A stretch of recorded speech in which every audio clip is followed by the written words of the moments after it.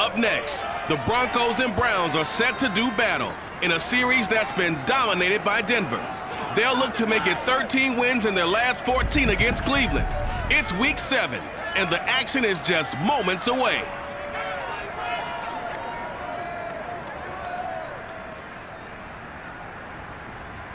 EA Sports coverage of the National Football League brings us to First Energy Stadium in Cleveland, Ohio.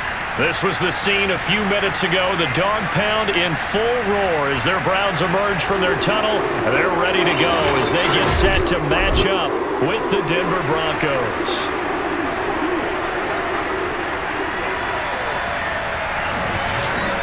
Along with Charles Davis, I'm Brandon Gaudin. And Charles, you look at our visitors coming into play here. They know coming in they've got to be at their best because they're facing one of the better overall defenses in the NFL. And this is not one of the better offenses around in terms of running the football. So they understand that they're going to be put to the test a bit. The big plays in the run game, they haven't been there of late, so maybe that means we'll see them shake things up a little bit. Some RPOs, some touch passes, some draw plays. Anything to try and gain a little bit of momentum.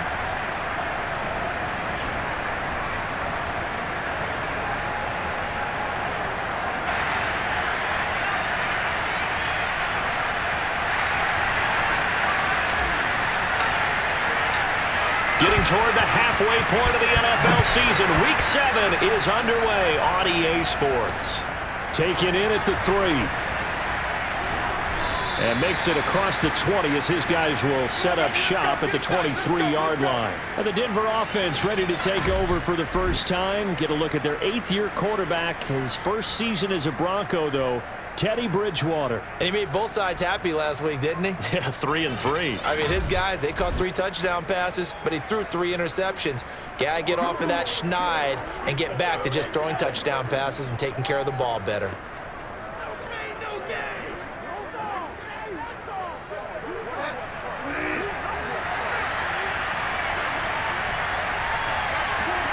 On 1st and 10, Bridgewater. This is the tight end fan. And he's got some space here. And he'll get this one way up just shy of the 45-yard line. The end result, 21 yards.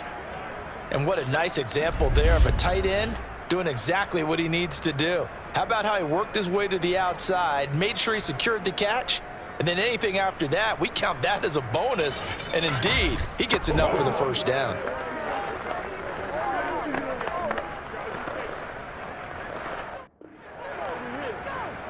Took just one play to move all the way to the 44 as they try again on first down.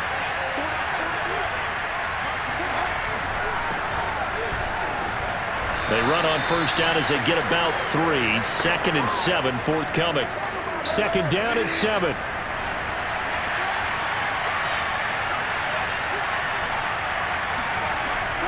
Now Bridgewater. He's got his 6'5 receiver. That's Tim Patrick. Touchdown! Tim Patrick, his 4th touchdown on the year. And the Broncos have taken the early lead.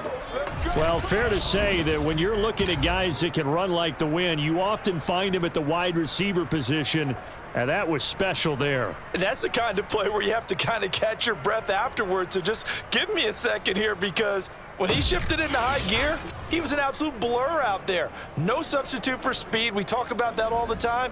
The evidence was right there. And if you're wondering how fast he was going, next-gen stats clocked him at close to 21 miles an hour.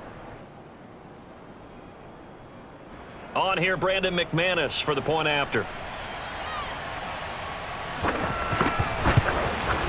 And he's got it. 7-0 Broncos. Scoring summary, 3-play drive. And it ends with a Denver touchdown.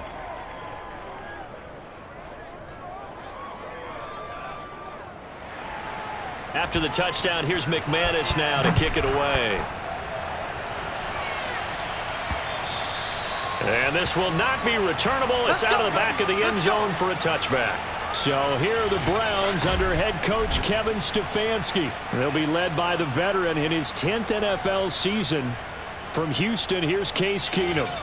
Am I dating myself if I say I saw him play as a redshirt freshman at Houston? Called his bowl game that year? Nah, not really. Is that okay? Because you're hip, you're young. All right, thanks. But he went out and shattered records while at the University of Houston, NCAA records. In fact, he threw 9 touchdown passes in a single game, and he's a skillful, nifty operator, especially if the running game is working well for him, too. Let's go, D.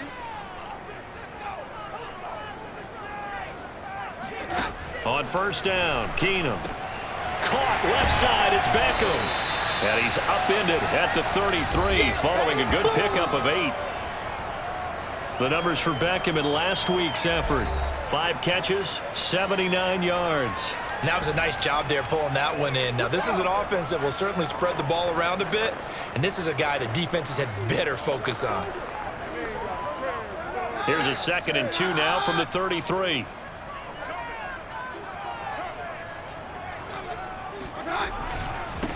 A first carry now for Kareem Hunt. And he'll be taken down right around the 34 after a pickup of only a yard. Well done to sniff that out defensively. He had it diagnosed pretty quickly. I love that description because diagnosed is perfect on that one. Read his keys, made the play, and he couldn't even get going moving the football. Now the throw on 3rd down, knocked away and incomplete. Nice play there to force the incompletion. And to me, one thing's for sure.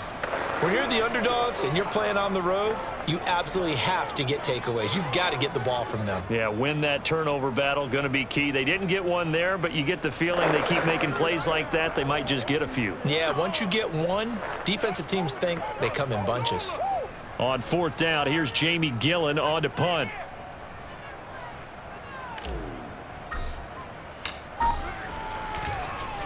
Only 2 punts for him last week in the loss as he gets this one away. 33 yards is the distance on the punt there. And the Broncos take over. 1st down and 10. So now the 2nd drive offensively coming up for the Denver Broncos. They are currently mired in a losing streak. Now they get the short week for the Thursday night game. Do you see that as a potential positive, or is this just more in what has been really a string of bad luck for them? Well, to me, it comes down to leadership, and leadership's got to spin it into a positive and make it an advantage for them. Yes, we're in a losing streak. Yes, no one thinks we can win, but we have the resources we need right here in this room. Let's go ahead and play better. Let's hang together and shock the world a little bit. Put it all together. They've got a chance of coming out with a W. They may want to go back to that one. First play of the drive, good for 15 and a 1st down. Someone sharp in this game. I mean, a touchdown pass on the first drive and comes right back, and he's flinging it around really well here. Really nice throw there to pick up the 1st down. You kind of just feel a laser focus and confidence about him, and I think we saw that this week, didn't we? Talking to him and the coaches, they felt good about his performance coming up. Yeah, I was really impressed with that last practice we saw when they went through 2-minute drill, when they went through all the different situations. Ball hardly hit the ground, and I thought, yeah, he might be locked in for this one. Now Gordon on 1st down. And that play goes nowhere. Taken down, losing yardage at the 50, right at midfield. 2 yards the loss, 2nd and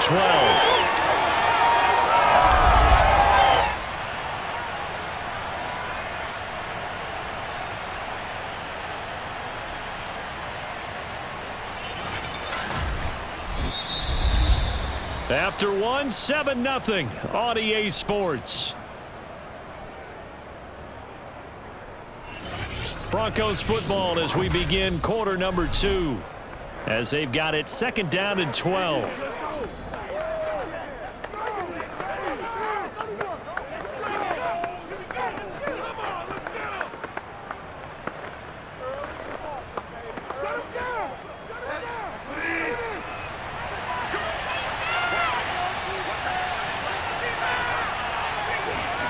Bridgewater now from the 50.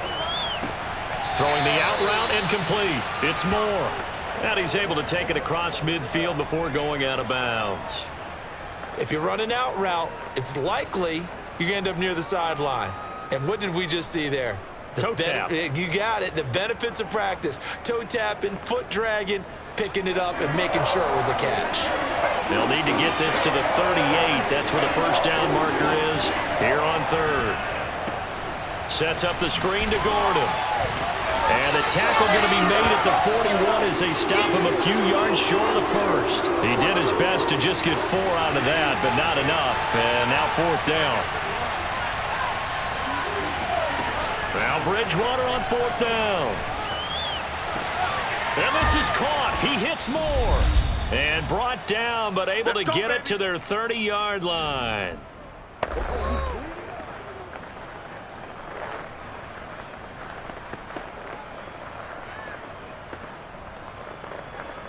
Coming up at the half, a reminder, we go back to Orlando to check in with Jonathan Coachman. He'll have a look back at our first half as well as a look ahead to what's coming up later this weekend.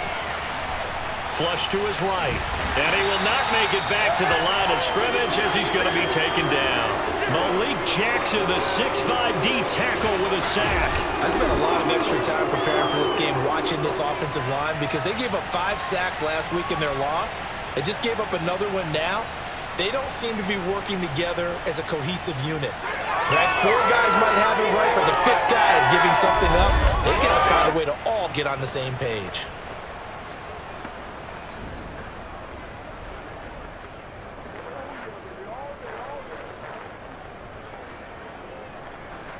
Second and 11. Bridgewater now for Gordon on the draw. And they won't fare much better here as he maybe gets back to the line. No gain that time, and it leaves him with 3rd and 11 coming up. We talk about defenders, specifically linebackers, keeping their eyes in the right spot. He had that eye down the entire time. And you know that's not easily done because they throw a lot of misdirection at you. They try and fool you and get your eyes in the wrong place. But you're right about that one. He correctly figured that one out and made a really nice play. 7th play of this drive coming up, but a long way to go on 3rd down. And this pass broken up. The contact well timed there, and now 4th down. From a defensive perspective, they had exactly what you want anytime they want to throw the football. There was pressure on the quarterback. They were getting after him, and they tightened down on the receivers and forced the incompletion.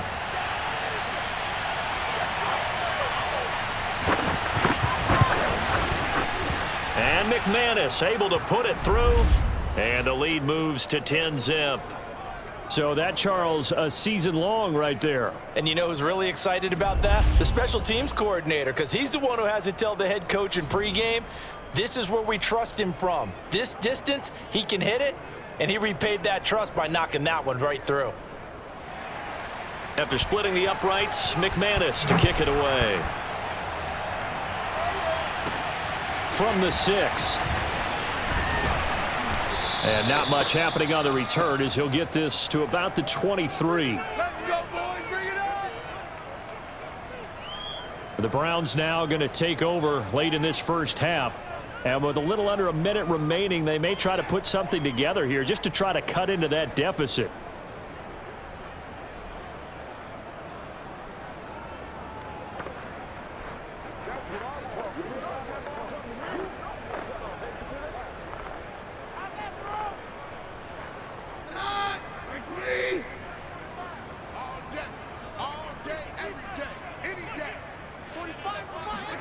Now a first down throw. Keenum. They'll go screen here to Hunt. And able to break one tackle, but then quickly brought down. But a nice little gain. Now the Browns will use the first of their 3 timeouts as the clock's going to stop with 47 seconds to go in half number 1.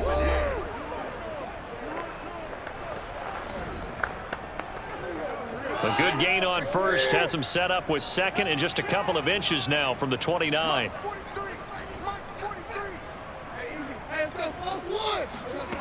Keenum. Eluding the pressure right. He's got a man wide open. It's Landry. And he's going to be out of bounds, but not before he takes it inside the 40. 27 yards there, a first down. Looked like the defense put pretty good pressure on him, but he's able to flush out to his right to try and evade people. On the run, had to get on his horse. Still accurately throws a nice pass for a first down.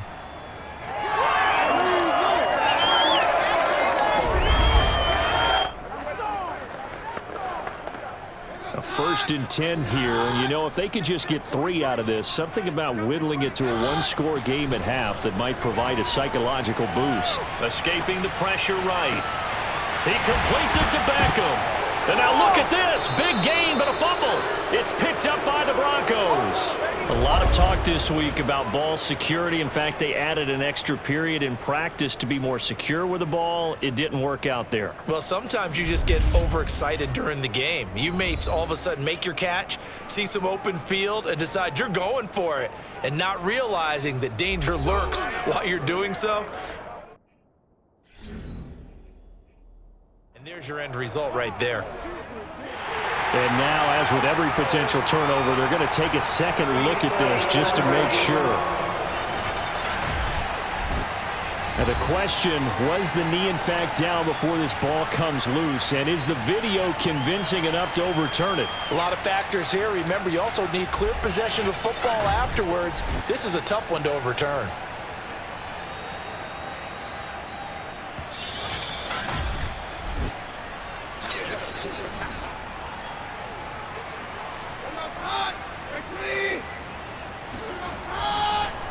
So that challenge, a successful one. And he's going to go down. So they pass up the field goal attempt to go for 6, but as a result, they leave points on the field, and that's going to do it for this first half. Okay, Brandon, thanks very much. We'll get back to you and CD in a minute. First, it's time to take a look at what we've got coming your way this weekend in the NFL.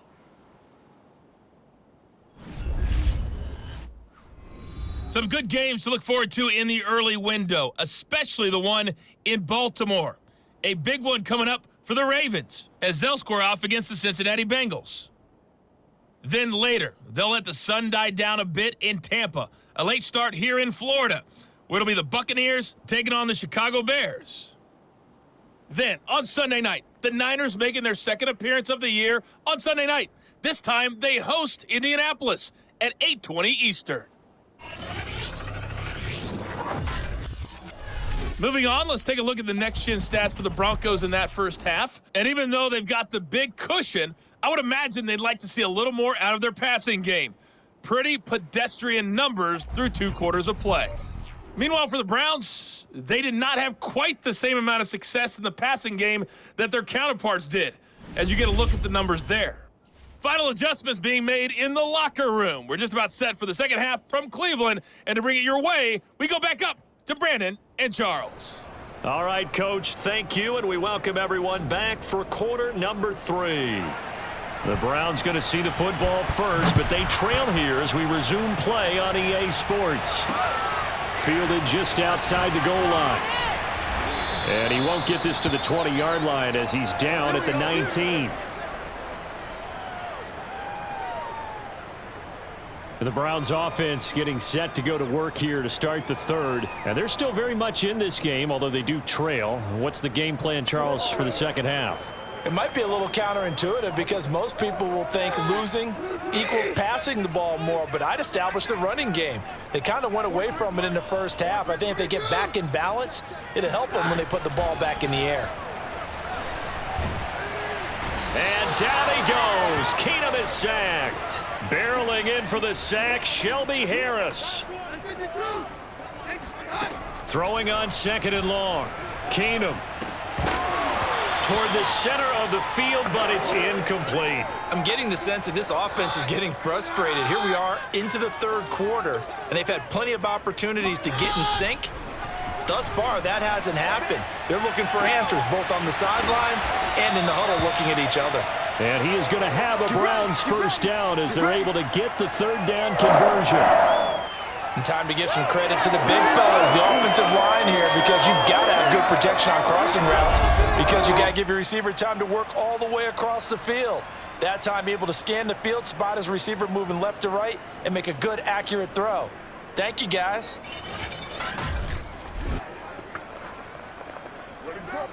Ball up to the 35 now as they come up on 1st and 10. A give right side now to Hunt. Room to run past midfield. And he gets this to the other side of midfield across the 45 before going out. That's now a pair of explosive plays in succession, both north of 20 yards. They've kept him in check until that run. That's the first time he's really gotten loose in this game. And they have to keep that in mind. Don't dwell on the fact that he finally had a big run. You kind of are counting on that as the game went on. Get back to what you were doing before. Start limiting him again. Now it's Hunt. And able to push forward for right around 3 yards down to the 42. The last run got 3. Now here's 2nd and 7.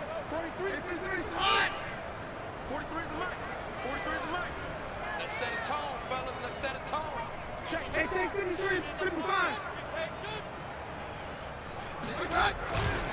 They run right side with Hunt. And he's going to get it down to the 33-yard line here. 9 yards to pick up there, and it's a first down. 43's the mic. 43's the mic. Now Keenum. And he's got the hook up to Landry. And